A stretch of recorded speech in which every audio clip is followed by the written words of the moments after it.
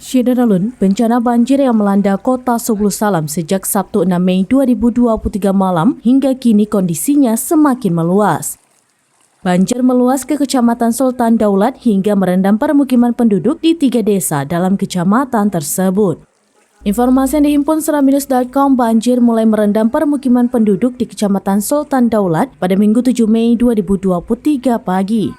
3 desa yang mulai terendam banjir yaitu Desa Jabi-Jabi, Sukamaju, dan Sigrun. Ketiga desa ini berada di pinggir Sungai Soraya yang membelah wilayah tersebut. Banjir parah dilaporkan melanda Desa Jabi-Jabi yang berada di seberang Desa Sukamaju.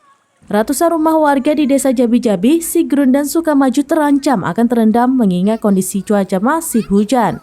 Sabirin, petugas pada Pusat Pengendalian Operasi Penanggulangan Bencana dan Sadakata Rescue Kota Subulu Salam mengatakan banjir semakin meluas dan kini meluap ke kawasan Desa Panglima Saman, Kecamatan Rundeng.